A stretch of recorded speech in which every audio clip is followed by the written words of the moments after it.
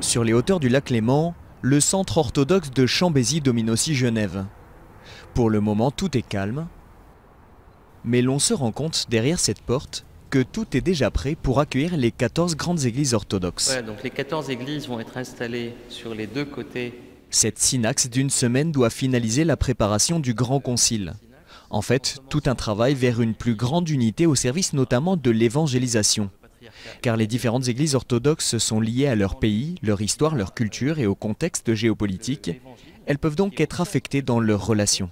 La recherche de l'unité, c'est un rapport de confiance, je dirais, par rapport au monde d'aujourd'hui. Ce n'est pas un rapport ni identitaire, ni de crispation. C'est à partir du moment où il y a des crispations identitaires de chacune des églises qui veut défendre son territoire comme si c'était un État qui défend sa souveraineté, qu'un rapport de défiance et non pas un rapport de confiance par rapport au monde s'installe.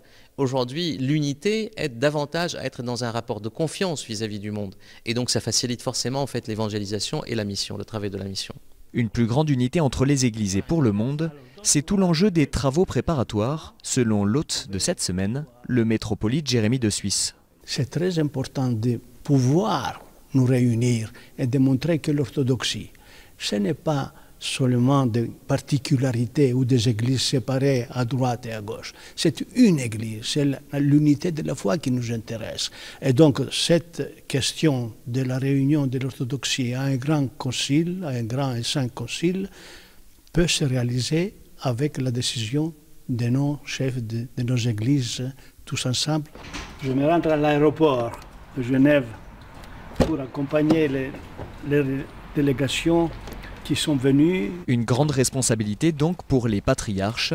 Ils devront se mettre d'accord cette semaine sur le lieu, la date, les modalités d'organisation et le mode de décision du concile.